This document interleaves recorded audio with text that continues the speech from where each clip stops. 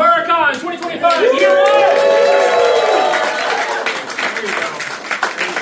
Thank you very much. So my name is Ashland Thomas. I am one of the... Oh. Hello. Hi, my name is Ashland Thomas. I am one of the directors. I'm the co-director here at Milwaukee Horror Con. Year number one. I hope you're here having a lot of fun. Are you having fun? So this is our very first panel. Do you want me to wear this the whole time? Hold it. This is the very first panel of this convention. So I'm really glad you're here. It's going to be pretty exciting. We've got a really, really interesting lineup because who loves zombies? Yeah. Okay. Who has ever heard of The Walking Dead? Oh yeah. Who's ever heard of Z Nation? Yeah. Who's ever heard of Russell Hodgkinson? Yeah. And Ross Marquand? Woo! Come on in,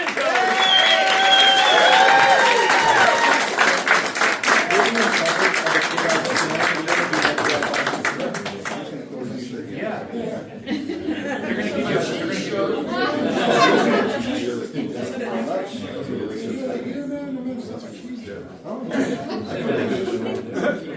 It's very technical.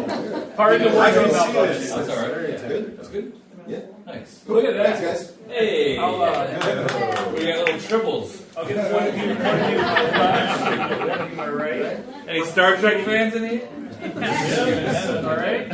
Yeah. Any Marvel fans in here? Yeah. All right. There you go. Anyone ever heard of Red Skull?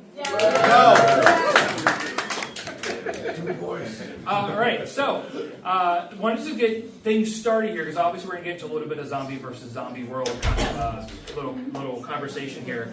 But I want to talk a little bit about how you both kind of got started in what you're doing. Now, I know that you are a Denver native, right? But you're currently in Nashville? Yeah.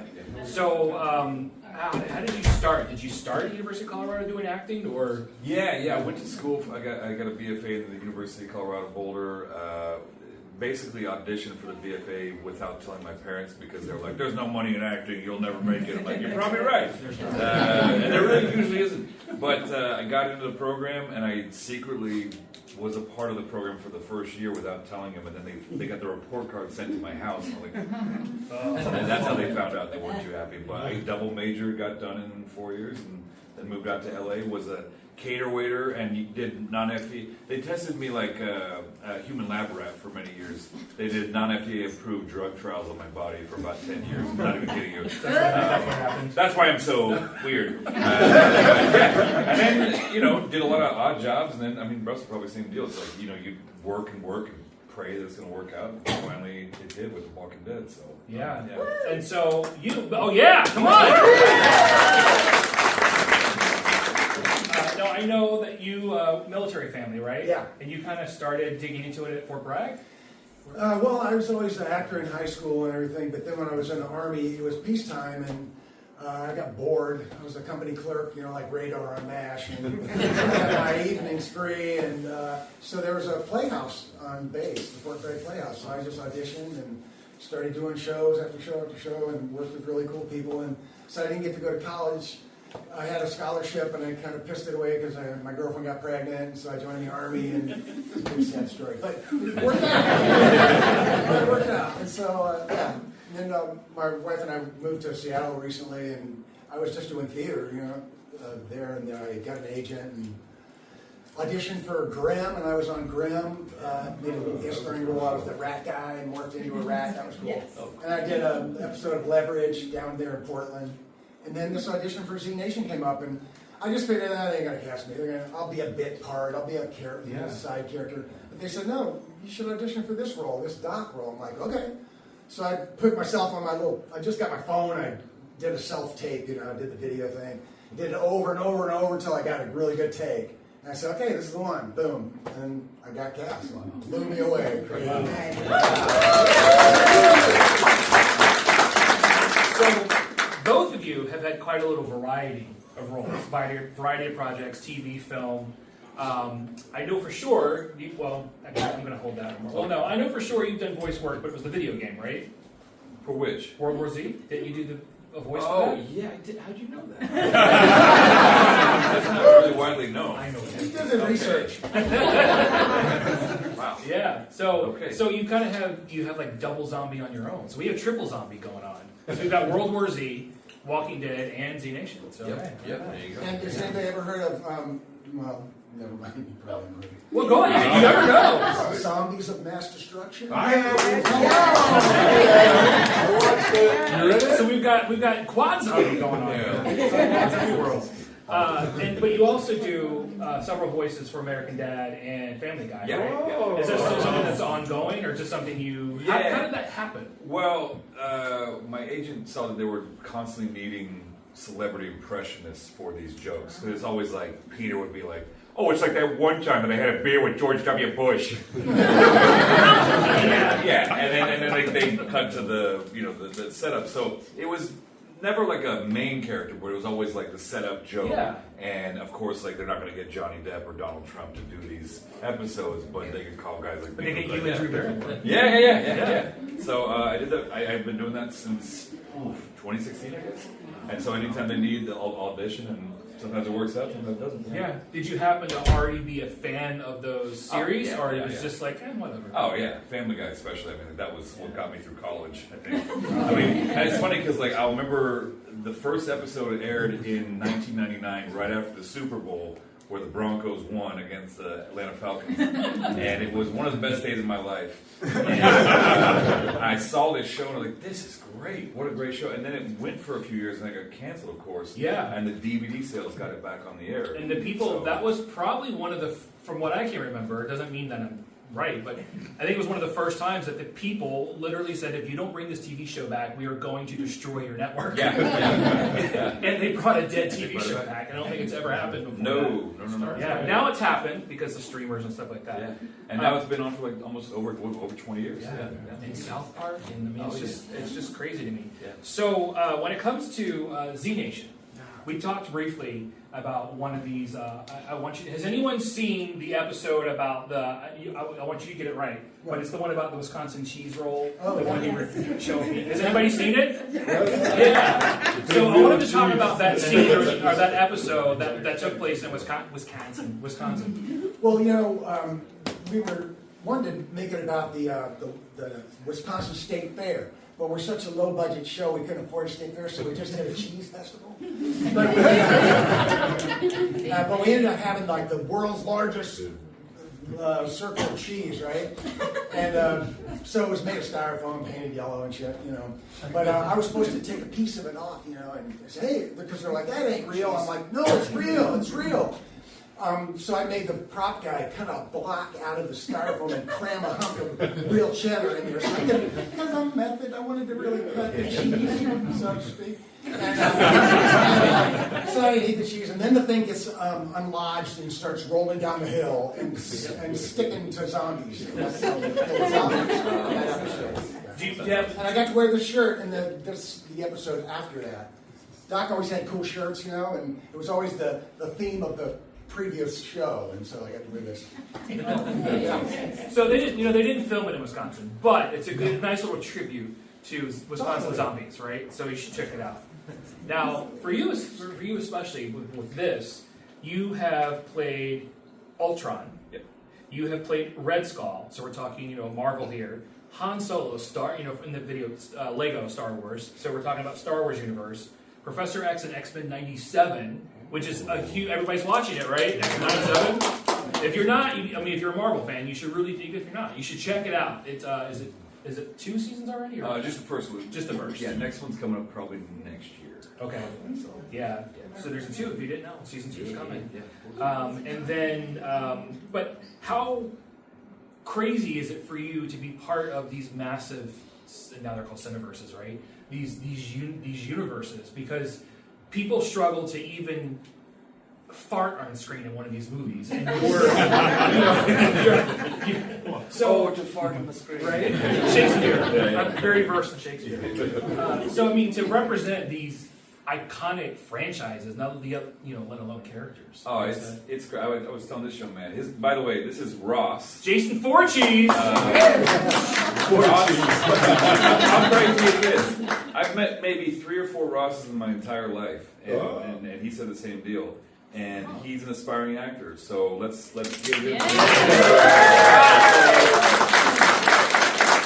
Hopefully one day it'll be the reverse, you know. And I'll watch you up here. One day you will get to fart in a Marvel. Yeah, exactly. Farts or not to fart? There you go. There you go. But I was about his age when I saw X-Men, the original X-Men, the animated series back in the early 90s. And there's an episode where Wolverine goes up to Alaska and he's on this, reservation and he's trying to find some peace. And Sabretooth, of course, follows him and he has this line where he goes, "There's no peace for me, not even here." And as a 12-year-old boy who was going through puberty, and I had like terrible acne, braces, I got picked on all the time, I got bullied a lot. I was like, that's me, I get it, I get what he's feeling. And ever since then, I said, I want to do what this guy did. I wanted to be Wolverine, of course, like we all do, but I also wanted to be like Cal Dobb, who played that character. And so, getting a chance to play in the Marvel Universe 30 years later is insane. Like, I mean, when I got the thing for Red Skull, I didn't even know what it was. They didn't tell me it was the movies. Yeah. They said it was just a voice matching job, and they couldn't say what it was. And I thought it was just maybe a theme park ride or something. Like, okay, yeah, sure. And then you get there, and there's 150 people waiting for me, and they want to shave my beard and put me in a motion capture suit, and I'm like, what in the hell is going on? And that's when the makeup guy was doing the dots on my face. He goes, "You don't know what we're doing." I was like, "They haven't told me anything." He's like, "This is the new Avengers movie." I'm like, "Oh."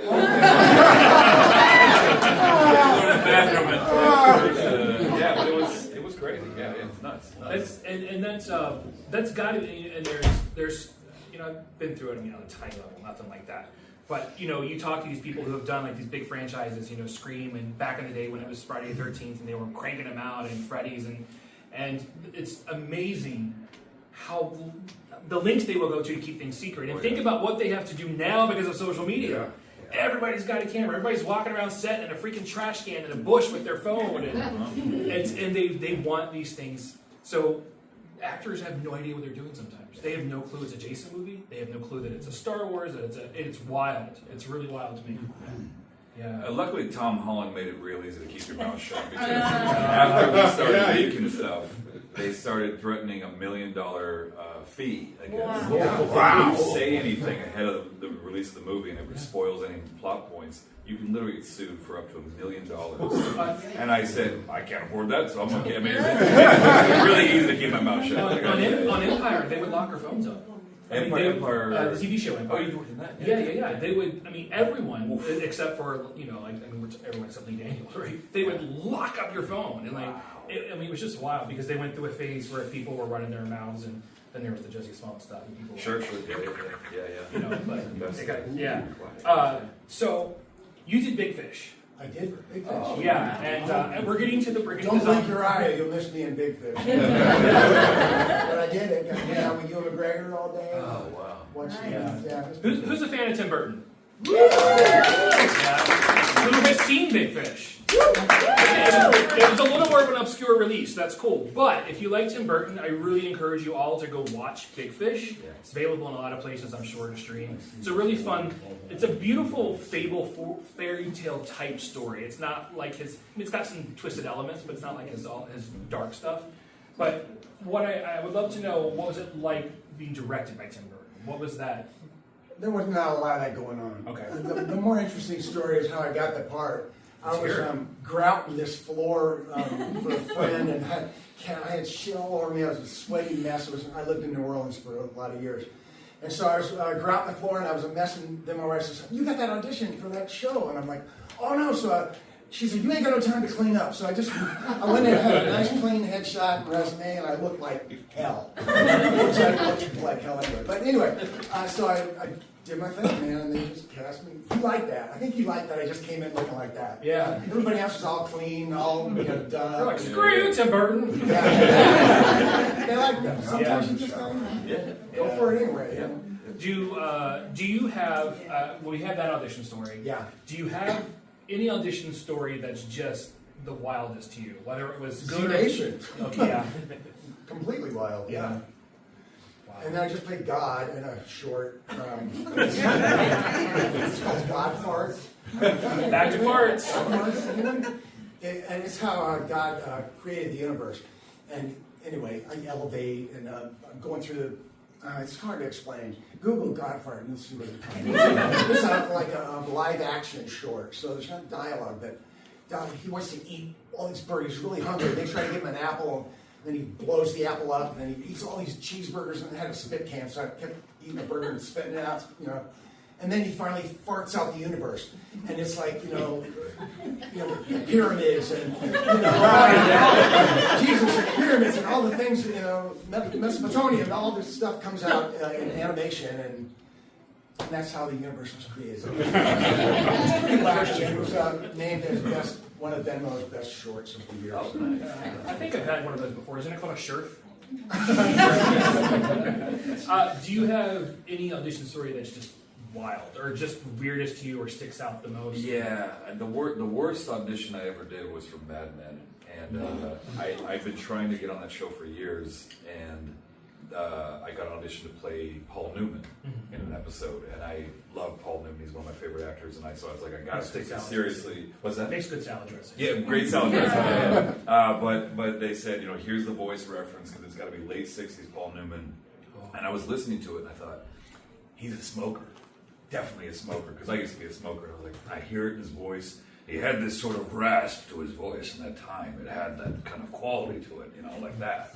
And I said, I can't get there on my own unless I smoke. So my dumbass got back to American Spirits, and I spent the whole night watching this clip over and over again and smoking in my apartment the whole time. I was like, I'd play it back and record myself, and I'd go back and forth. And I really felt like I had it. I was like, yep, that's the voice. And I would go to bed, wake up, do my push-ups, and getting, my stretches.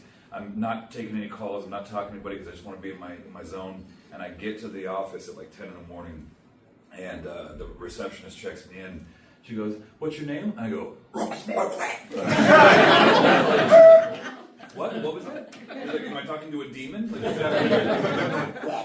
and I couldn't, and it was so bad.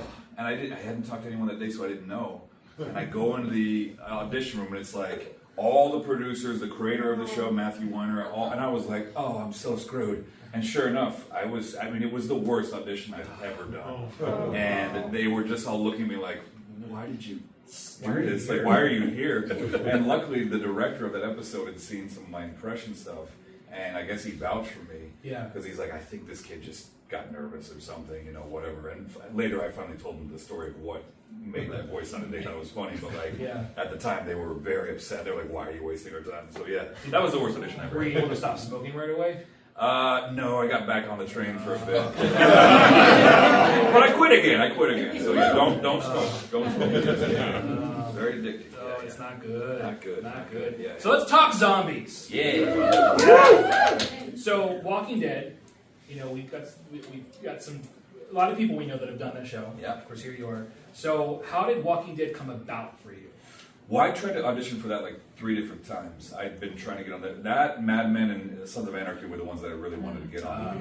And I got real close to Sons of Anarchy. I had a big bushy beard. I think that they kind of they like guys who look a bit like us. And I got close, but then they were like, you know how to ride a motorcycle, right? And I was like, yeah. And they were like, nah, man, we gotta have people who like really know how to ride choppers, especially, which are a totally different vibe, And so I said, yeah, I'll probably crash and die. So I'll keep this super short, I promise. The original Friday the 13th. The motorcycle cop that shows up, he lied. He didn't know how to ride a bike. He didn't know how to ride. So you can tell. If you know, you know. But if you don't really know, if you can't tell, when he goes to pull away and he does that weird spin to pull out, that was totally unplanned because he had no idea how to drive. Well, thank God I didn't get it. I probably would be dead. So that's not. Yeah. So I'm glad you're here. Me too. Yeah. But I tried out like 3 different times, and the one time prior, I know the role was for Gareth, the leader of the cannibal folks, the Terminites or whatever you want to call them. But the other one, I don't know who that role was. But the 3rd time was the charm, and it was funny. I think I started telling you this yesterday, but I had decided to give up acting a month before that. I was done. I had $120,000 of credit card debt that kept getting worse and worse every month because of interest, and I just felt suffocated in LA. And I was like, I got to stop this. And finally, I made that decision to give up acting, and I felt really good about it, actually. It's like, yeah, that dream is done, that's off my back. And then a month later, got this audition, and I immediately told my manager, I was like, I'm okay, thanks, but no thanks, I'm good. And she's like, what? We worked really hard to get you this. I'm like, yeah, I'm sure you did, and I appreciate that, but I can't go into this decision with another rejection under my belt. I can't do it. And she was the one that really convinced me to go, thank goodness. But I did not want to go to that audition initially. And yeah, it's the only time I've ever auditioned and didn't care about the outcome, which I think there's a lesson there, right? Yeah. Whether it's a relationship or a job opportunity, whatever, the moment you're like, hey, if I get it, I get it. If not, whatever. The universe kind of rewards people that don't give a shit. To some extent. Yeah. Seriously. Yeah. Well, it's also, people have pressures for everything, right? All kinds of jobs, but it's a lot of pressure. Oh yeah. And you're constantly beating yourself up too about why not that again, why not this, why not that. Yeah. It's not always anything has to do with you, but it's tough. Yeah. So, are you? I don't like pressure. I never went to LA and did the whole LA things. I just Yeah. live in Seattle, so Smart. I just kind of take what comes my way. And lots of indie films that nobody ever heard of, but they're friends because we're a community of actors that know each other, and so that's kind of how it started for me. Yeah. And then You never got on Portlandia, did you? No. That's That's okay. great, yeah. I'm gonna make some calls. Yeah. Get it back on the air. I think it's done. I think so too. Yeah, I think it's done. So, have you seen Walking Dead? Any of it? My wife loves The Walking Dead. She takes her apocalypse very seriously. She just thought our show was like, what? Cheese wheels, Z-weed, what? So she came around after a while, but she loved The Walking Dead. She can't believe I'm here with Ross. Speaking of Z-weed, you've got a story. Where did that come from? Well, I knew I was going to be the stoner on the show, and I had done this obscure movie called Starleaf, and it was about extraterrestrial weed, where the aliens pollinate the weed. So I was in the garden with my wife, we were gardeners, and I said, I wonder what zombie weed would be like. And she said, well, if there's dead zombies in the compost, and you grew it out of that, then, that would be zombie weed. And I said, yeah, we could call it Z-weed. So I took that idea to the writer's room, and they're like, hell yeah, we're doing that. Yeah, I didn't get paid extra for that idea. But you can buy the Z-weed merch. Well, they at least let me make t-shirts and patches and whatever. But yeah, it kind of took off. I was hoping to maybe do a little work with dispensaries, create your own strain and have a little side hustle. Yeah. And they patented that name or whatever, so I can whatever. But definitely go get. He's got these really cool patches. If that's your thing, they're really cool. I designed them. They're cool. Yeah. Yeah. Give him a hand for the patch. So, do you think that your character from Walking Dead would survive in that world? Yeah, of course. Yeah. What do you mean? I mean, I've seen a few episodes of Z Nation, and I don't think the zombies are that dissimilar. I mean, there's obviously some unique ones that have special abilities and whatnot. But I feel like and especially towards the end of Walking Dead, some of our guys can climb now. They got acid blood in their veins, and it's all about going for the head. As long as you go for the head, you got a decent weapon, some good armor, like some distance, or a mace arm. You're good. Do you think Doc would survive? Yeah, well, I kind of had a crush on Carol.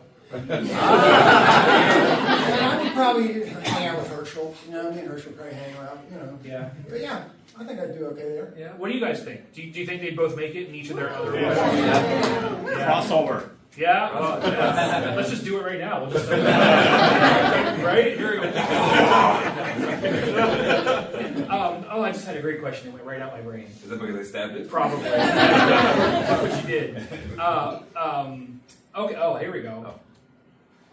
George Romero zombies or Zack Snyder zombies? I mean, Greg Nicotero, REP, would always say that the Romero zombies are the way to go because that's the classic, slow moving, kind of ambling around. Yeah.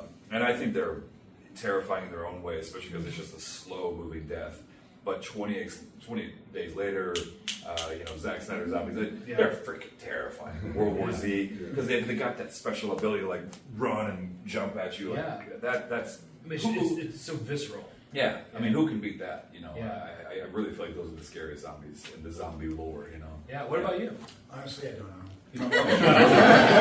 really know I don't know the zombie world so much. Z Nation's about all I know for sure. Well, that's all right. Yeah. We love Z Nation. We have cool zombies. We have the blasters. Anybody have a favorite Z Nation zombie? The Fidos, the blasters. We had the bling zombie where those 3 crazy ladies stuck all the jewels all over the. Remember? Yeah, well, I remember. I forget if they call them bling zombies. We had some crazy guys. I like the variety. Yeah. As long as they're funny and cool and interesting. I really appreciate both. Because I am loyal to George Romero and what he did, but then when Zack Snyder's remake came out, I was kind of like, I didn't hate it. Like, I kind of wanted to, but I didn't. And it kind of changed the whole route of zombies in modern cinema. Right? So it was just wild. All right, stupid question. Toilet paper, over or under? There's only one. What? Way. Unless you have a cat. Listen, if you have a cat, you do it under. But if you don't own a cat, it's over. It's always got to be over. That's the way to go. What about you? Bidet. Bidet. All right. I'm not mad about that. No. When I was a kid, my mom had one, and apparently I could not stay off of it. So, yeah, I don't know what was going on there. But I want. We don't have a lot of time, but I want to try to get at least 1 to 2 questions. Does anybody have a question? Yeah. Have you recorded the voices for season 4 of Invincible yet? Yes. You're getting a lot of juicy tidbits this weekend. I'm allowed to say that. Yeah. Who's seen Invincibles? Yeah. I think someone else had a hand up, right? Go ahead. So, I wanted to ask about the season 6 finale. 2 things. Number 1, how tense on the set was that last scene? Like when you guys were filming that scene, and hindsight always being 2020, do you feel that because there were so many people that were that kind of fell off because of the time because of the cliffhanger, and with the fact that they were planning to do the Abraham death and the Glenn death, maybe they give you the Abraham death at the end of season 6 and then do the Glenn one at the beginning of season 7 might have been a little rushed. Yeah. I mean, I hate to admit this, but it oftentimes comes down to money. Sure. And Michael, who played Abraham, will probably tell you this. Back then they were like really kind of trying to be really smart about budgets and everything. And I think it just came down to money, which is why they killed them both at once. Mm-hmm. But it was weird. It was a weird vibe because, shortly before that episode started filming, I learned from Steven that he was going to die, and I learned from Michael that he was going to die. I was like, come on. Like 2 of my favorite guys to work with. And, their deaths were so brutal and so visceral that, I think it did turn off a lot of fans. Not just the deaths themselves, but the way the deaths were filmed and the eyeball popping out, and just it's pretty rough. Pretty rough. A lot of people couldn't come back from that. So in hindsight, to your point, I bet they could make it less violent if they had to go back in time, because we did lose a lot of viewers after that. They was like, that was too gross for them. Yeah. All right. To be fair, it was exactly from the comic. Precisely. I agree. Yeah. Sorry. We have to wrap it up. I'm really sorry. For time. Oh, so that's sorry. okay. However, please go to their tables. They're both lovely gentlemen that love to talk. They'll answer your question. Keep in mind, Russell has photo ops right now next door, so he's going to go right now. Everybody give a round of applause for Russell.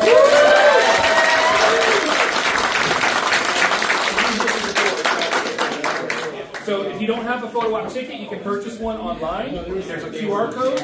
Tomorrow, Ross has another photo op at 12:30 p.m. All right, so give it up for Ross!